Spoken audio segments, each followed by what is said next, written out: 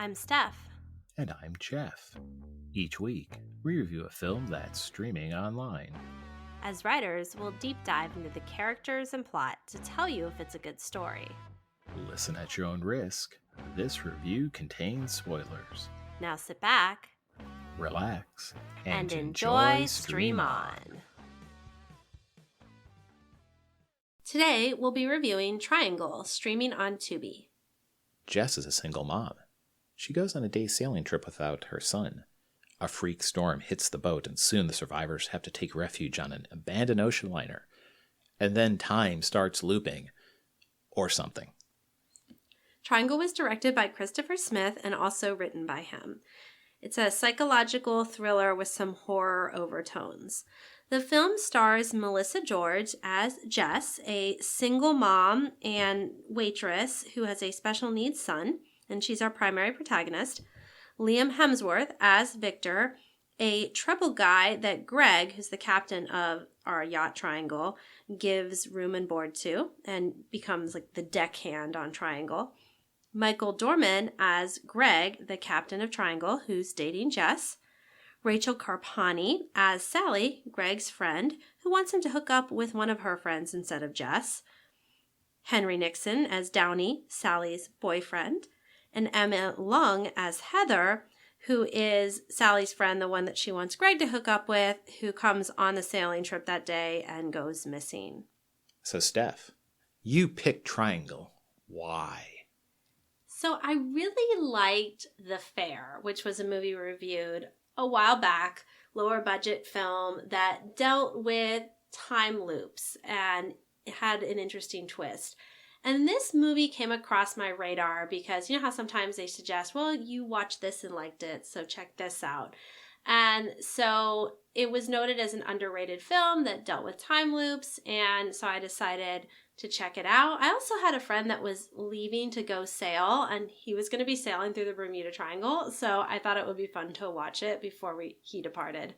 So, why don't we hop into our plot analysis? Would you like to start us off? Sure. So one of the things that I think is interesting about this film is it leaves it open to the watcher to interpret why Jess gets stuck in a time loop.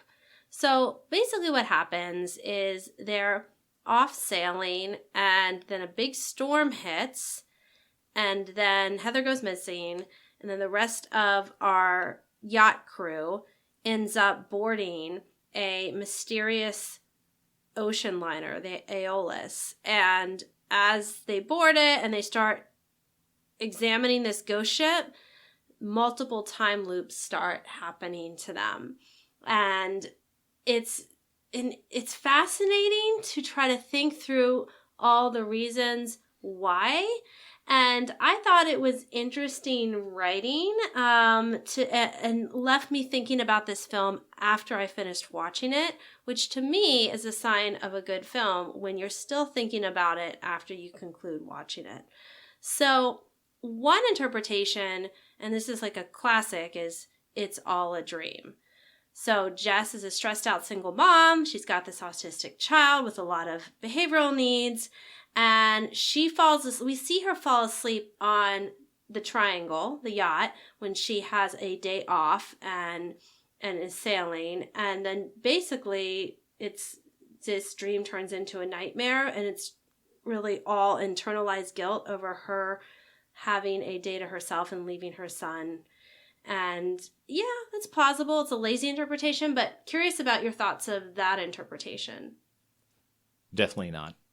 It's not a dream. Yeah, there's more to it than that. Okay, so the next interpretation is that, okay, they're caught in the Bermuda Triangle. So as they're sailing on this yacht, there's this calm that happens. Like the wind dies and they're just in this odd calm, like the eye of a storm where there's no wind.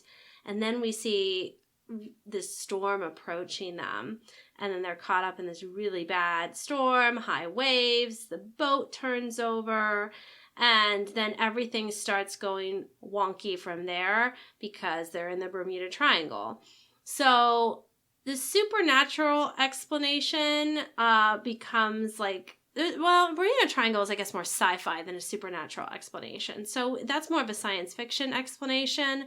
But what do you think about that as the explanation? That there's some sort of science fiction thing going on? Probably not. Okay. So what do you think is, so there's other theories as well. So another theory, this gets into like a more complex thing. And I would say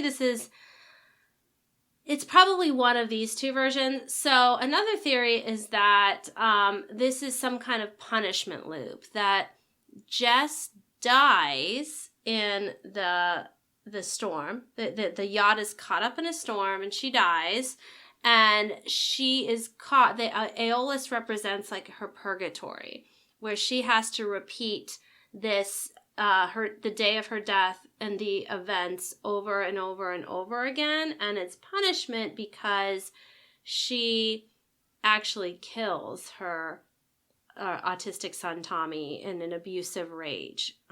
So what do you think about that explanation? Oh, well, this is definitely the afterlife. Okay, so what are the clues? Well, first, the ship is the Aeolus, the Greek god of the winds. She pretty clearly has a Sisyphean task, right? She is constantly trying to get back to save her son, which is impossible because she killed her son. Which we never see. That all happens off camera, so that's speculation that she killed her son. It is speculation, but it's very, I would say, if not explicit, it is heavily implied that she killed her son. What would you say are the clues that she killed her son? Well, in part because we see, initially she seems like a stressed but good mother. Mm-hmm. We then learn by the end that she's physically abusive. She lies about where her son is because he's not in daycare. In fact, one of the so when she arrives at the boat, she initially was, when she was invited on this trip, she was supposed to bring her son. Mm-hmm. She shows up and says, oh, he's in school. And one of the characters even says, well, it's Saturday. Right. And then they hand wave that off. The captain who's dating her says, well, yeah, it's Saturday, but her son's autistic, so he goes to a special school, so he goes to school on the weekends. But he assumes that. He doesn't know that. That's true. I think that at the beginning we see her loading a duffel bag into her car. Now, by the end of the movie, it is, I believe, shown that it's one of her doubles. Right. However, the way I interpret that is that the first time we see this, that's actually her loading her dead son into the car. The way she processes it, or the way that this afterlife shows us, that her son dies in a car crash. Mm-hmm. I think that that's actually supposed to be metaphorical. Because remember, part of the reason that she gets into this accident is, I think it has to do with getting hit by a seagull. A seagull hits the window of the car, and we don't know if this happens in reality or just in her afterlife version, but let's assume it's the afterlife version. So well, because we see, I'm sorry, just really quickly, we do see that there are lots of dead seagulls when she drops. So she's on the coastal road, and she drops a seagull off near the beach, and there's a beach full of dead seagulls. Right, to show that this has happened over and over and over again, that she's repeating that, which suggests it's more in the afterlife. I also think that car crash happens in the afterlife because in the background you see a high school band playing, and if you look closely, on the drums it says Aeolus, the name of the ship. There's all these little interesting clues. The time of the car crash is set to be the time when she may have killed. We assume that she may have killed her son Tommy. If you look, you can see that as well. It's 8:17 is a prominent time. That would have been before, because she was supposed to get to the yacht, I believe, around 8:30. So 8:17 would have been right before that. So yeah, there's all sorts of little interesting clues that you have to look for in this film, which is why it, to me, lends itself to watching more than once, to find all the clues on the clocks and the this and the that. But yeah, we see when she gets back to shore and is watching herself, she watches herself abuse her son and hit him because I think he left a toy out or something like that, something very minor. Now, again, we don't see a murder happen, but we see her rage out I think we can safely assume that in the real world, and I'm making air quotes, which no one listening to this can see, but in the real world, she doesn't murder herself. Right. Because none of this is really happening in the real world. The whole film takes place, I believe, in the afterlife. I think, like I said, the opening, I think we get a glimpse of what her original morning was like. Mm-hmm. And then by the end of it, when she returns from one of these loops and sees herself abusing Tommy, we get some of those pieces filled in about the things we didn't see initially. So I think that setup where she's getting ready to go and he spills some paint and she gets on herself and I think ruins the dress she had put on that she was going to wear and all that. I think those things are all elements of what really happened. But I don't disagree with you when you say that it's possible that the entire movie itself literally takes place in this afterlife. It's just we get some glimpses of what led to that. It's constructed as her punishment because it could be, what did she do so heinous to deserve this Sisyphean punishment, which was maybe murdering her disabled son? There's also the theory that she broke her promise to death. So there's this whole idea of death is a taxi man, which we see in the fair, right? Death is a ferryman. After this car accident that, let's say, we assume takes place in her afterlife state, Death asks her to, for if she wants a ride. She says yes. He takes her to the dock for her to start again the loop over to get on the Triangle and go out to sea in the storm and this and that and boarding the Aeolus. And she says that she will only be a short while and ask him to wait, but then she never returns. And so it's this whole idea of she's avoiding being ferried to the afterlife. And so she's broken her promise to death. So she's not able to move on. Right. And that could be one way to read this, is that it's not so much a punishment meted out by some divine entity, but that she can't let go of this. Mm-hmm. That Sharon, the taxi driver, shows up to take her to the afterworld, but she doesn't want to go because she's still locked in this guilt. So it's the guilt that's causing all this for her, this eternal punishment. Right.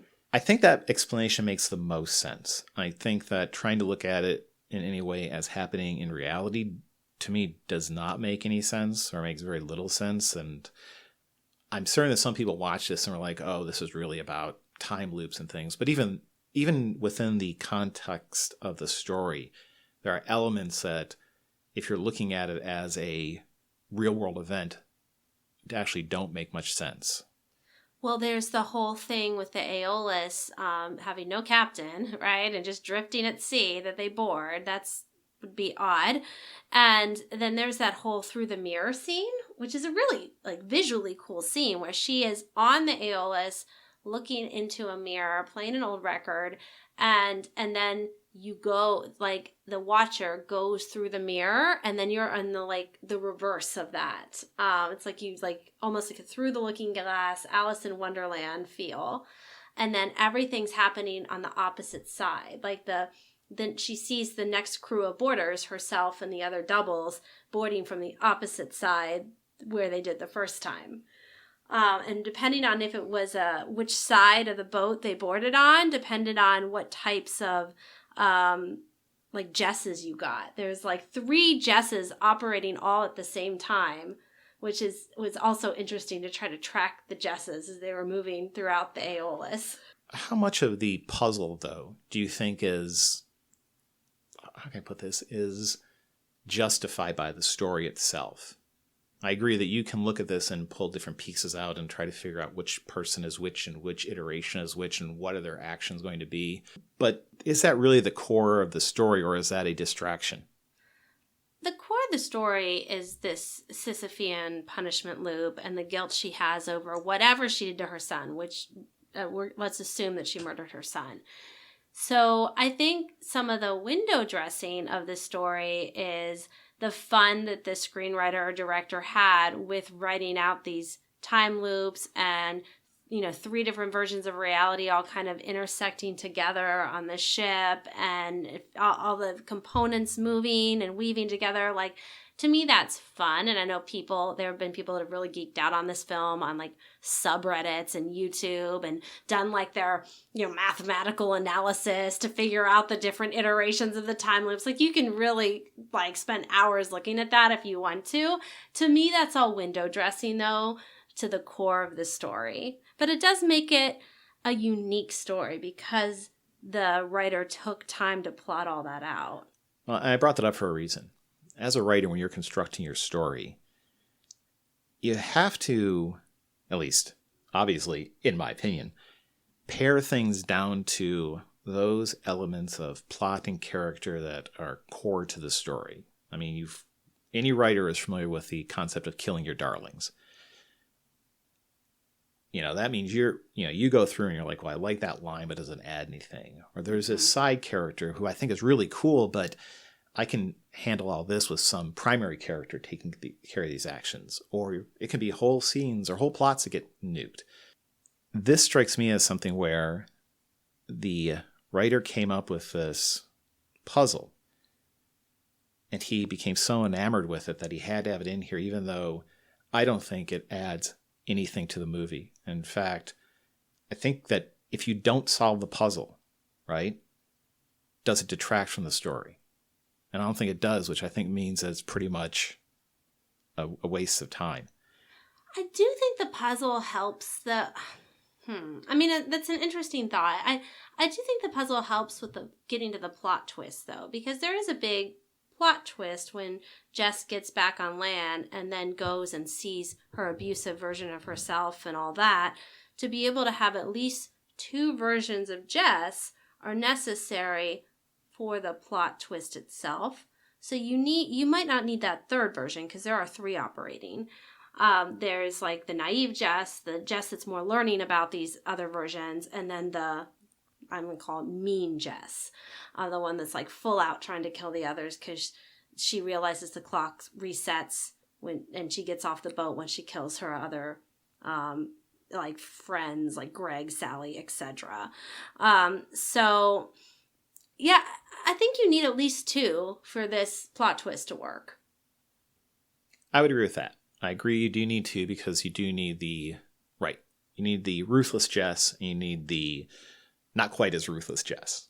Mm-hmm. But how important the puzzle is to the story, not how important the necessarily two Jesses are, but how important it is to have like a puzzle built in that you're trying to solve. Since it doesn't seem to be a core piece of the story itself, it does strike me as one of those things that the writer was like, well, this is cool, but you could easily have cut out and still had pretty much the same story. It does lead to the film being, in my opinion, enduring in the sense that you think about the puzzle after you finish watching it. There have been people that have dedicated significant time to figuring out the puzzle on, again, the subreddits of the world. So for that reason, it does give the film kind of a cult following sticking power. Yes, it's underrated. It's not a big budget blockbuster film, but it does give it its own unique niche that some people really appreciate. So if you're the type of person that enjoys solving puzzles and films that make you think about a puzzle, you will probably like this film. Well, I have a question. Since you clearly did some research into at least some of the online commentary about this, right? Mm-hmm. Did you find anyone who had done a lot of work into untangling the different timelines that then came to the conclusion there was some element of the plot that, say, a viewer like me who didn't do that, but I think picked up what the story is about, is there some element that they came up with that I guess I would have missed?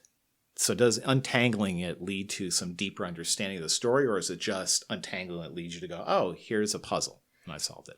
Yeah, I would say it's more, here's a puzzle, and I solved it with the 3 different versions of Jeff and the 2 different groupings of borders. I mean, if you want to spend time, there's a guy on YouTube that does a really deep analysis of this film. I think he's some like mathematician.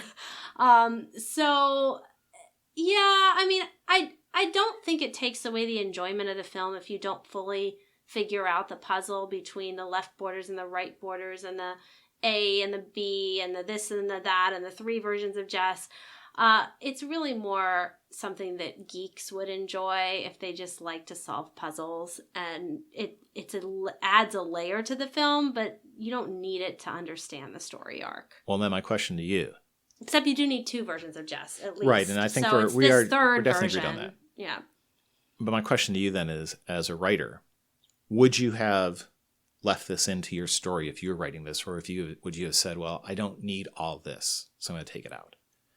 I think I would have left it in, but I like puzzles, and I like layers of stories where you can read it on one level and then go back and read it on a different level where there's like a deeper allegory embedded or things like that. I enjoy when a story has different layers. So for me, I really liked this film. I think it sounds like we had different experiences, but I really enjoyed this film. I enjoyed the puzzle component, and I enjoyed the Greek allegory component. And I just thought it was a cool concept. I liked the twist as well. Well, that's interesting. So not to get too far down this rabbit hole, but I'm going to go a little farther down. Do you think that complexity is synonymous with layers? I don't quite understand what you mean by that question, to be honest. Okay, so when I think of layers of story, it's layers of meaning. It can be that as you peel something away, you find a deeper plot or a deeper character trait or some other meaning to the story that on a first read through you would not have found. Complexity doesn't necessarily mean layers. It could just mean a very convoluted plot that's hard to follow, or could mean, and that's what I'd say is a difference here, is that I would say that there is complexity to this story in the sense that there is a puzzle that you can pull apart and solve, right? I don't think it adds layers to the story, because I don't think if you solve it, you find out anything you wouldn't from just watching the movie. I think solving it helps distinguish about how much... there's an enduring question that how much of this takes place in the real world versus in the purgatory state. And I think understanding the time loops helps you come to the conclusion better that this likely 100% takes place in the afterlife, especially if you go back and look at some of the clues along the way with the clock and how the Jesses are moving and all of that. So I think if you really want to understand the film in its totality, then solving the puzzle and watching it to look for those things is helpful. But I think you can watch it once, enjoy the film for what it is, not solve the puzzle, and be okay with sort of that outstanding question about how much is real world versus how much is purgatory state. So I wanted to bring this up really quick just because it's funny. One of the, I read this on one of the subreddits. One theory that a guy had was that the seagulls basically, so the film has seagulls prominently featured in this film. And basically it's this idea that it's a bad luck to kill a seagull, kind of like a sadistic rhyme of the Ancient Mariner. Because they allegedly contain the souls of dead sailors. And so the seagulls created the punishment loop for Jess because she ran one over in the real world. And it creates a constant source of human food for them. As the bodies start piling up on the Aeolus, they have more food to eat. I just thought that was a really funny theory. It has no merit, but I thought it was a funny theory. Maybe that's the best of the versions of this. So, yes, time and space manipulating seagulls, definitely. Yeah. So what else did you want to say about this film? I would say the opening 2/3 are the best part of the film when you're kind of getting to know Jess, getting to know the characters. There's some nice interplay between the different characters. They all stand out as distinct individuals, which is pretty good for a fairly short film. Except Heather, who disappears very early on. Well, she's there you're right. So there is this one character who is on the boat and is a friend of a friend kind of thing, and she's killed off, or at least disappears after the storm hits. And she sort of uses the mystery box, like, ooh, what happened to Heather? And then we assume she just died. I kind of got that she was... nowhere. Right. I thought that she was mostly a exposition machine. She was there so the other characters could explain relationships to the audience. because we do get somewhere. So the captain of the ship, captain of the ship, he's interested in Jess. Mm-hmm. His friends who are coming along bring Heather along because they think that the two of them might hit it off. And they don't know about they're not sure about this Jess girl. Right. So there's interaction between them, though, that kind of helps explain who the different people are. And then once she's served her purpose, she's 86th. Which, moral of the story, if your friends have a suspicion about who you're dating, maybe you should trust that. Because Jess turned out to be an abusive, horrible human being. Maybe Heather would have been a better choice, Greg. Just saying. I agree, man. Heather seemed like a very nice girl. Yeah. I would date Heather. It's very sad that she died in the storm. But once you get through that and you get onto the ship, as they're initially exploring it and learning, like seeing all the weird stuff and figuring out a little bit of how this loop they're in, or this altered space they're in, functions, I found that all to be pretty gripping. So I had to say that the ending, that third act, I didn't find as satisfying. Can't really opine exactly why. I just think that because the opening act is such a good introduction of the characters, and the second act is such a good introduction to the mystery, that finally wrapping it up, I'm not certain if anything would have been as satisfying as the opening. It's still good, though. I will say, the film just has a story, moves along nicely. I didn't find there's like any slow spots or anything like that to the movie, so that's really about it for me. Okay, well, let's wrap this one up. What was the scene you liked best?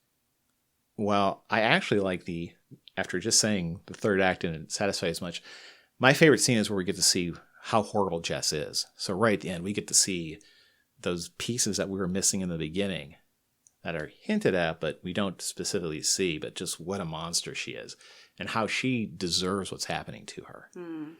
I thought that was well done. It was a nice organic way to wrap everything up. I didn't feel like that ending cheated at all. It was like, this makes sense. The writers did set up the clues necessary to lead to that ending where she really is the monster and she really is getting what she deserves. How about you? What was your favorite scene?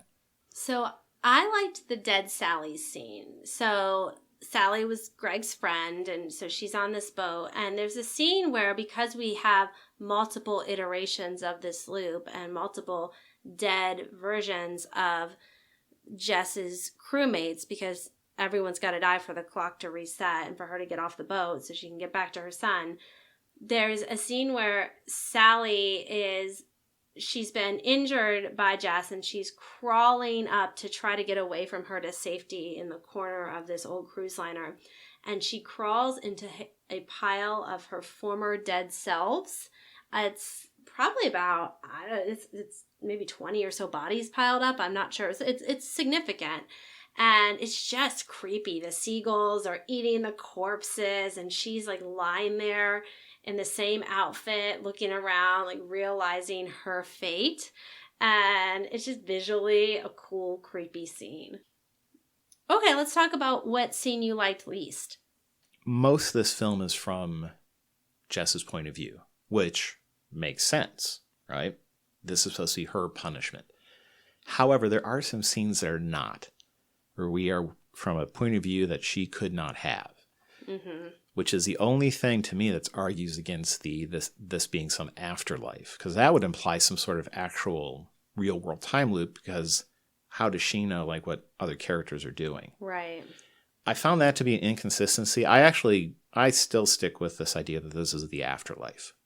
I think that makes the most sense given what we're shown. But those moments seemed more movie-like, as in, I don't know, we want to build up some tension with these other characters, so we're going to show it from a POV that wouldn't make sense given the kind of structure we've set up where everything is really from her point of view. So I found those were unnecessary. Those all could have been cut out. I don't think any of them added anything, and we could have stuck with her point of view, which would have both still told the story and been, narratively consistent. Mm-hmm. How about you? What was your least favorite scene? So my least favorite scene was your favorite scene, actually, which is where we see Jess abusing Tommy. And it was necessary to the story, especially to help fill in the gaps of the scene we saw at the beginning where they paint Jess out to be a struggling but good mom.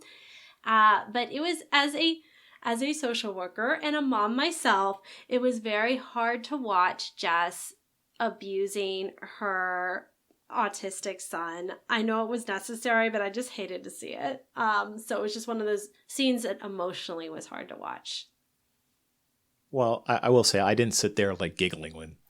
Right. I just want to be clear. Best scene does not necessarily mean like, oh, this is the funniest thing ever. Right. No, This I was mean, too good. But it was visually great or whatever. Yeah, no, it was necessary to tie the story together. It just was still, just know if you're an empath or you have a hard time, seeing scenes like that where you're seeing somebody abuse somebody else, that might be a triggering scene. But it is necessary in the context of this story. It wasn't overly grotesque or anything like that. It was just the right amount of evil for you to be like, oh, okay, Jess deserves the loop she's in.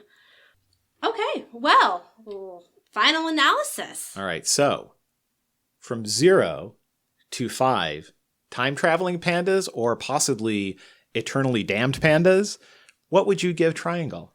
I give this film a 5. I really liked it. I thought it was an interesting movie for a low-budget, underrated film. I agree with people saying it's one of those films that it is underrated and you can watch several times to look for the different clues and plot elements and time loopiness. I think that this is one that is worth watching and could be watched several iterations that you will think about afterwards. It's well acted and I think a hidden gem in this psychological thriller / horror genre. So highly recommend this one. What about you, Jeff? So I'm actually going to go with 3 pandas. I like the opening, as I said. In general, it's a fairly tense film. There are some very nice visual moments. My main problem, though, is that central puzzle seems mostly unnecessary. I'm one of those writers and also, movie viewers that I tend to like to remove stuff that I don't think adds to that core story. It is worth checking out. It's a decent thriller. There are far worse ways to spend 90 minutes or however long this thing was. Okay, well, what do we have next week? So next week, we're going to head over to Amazon and check out Our Kind of Traitor. Join us then.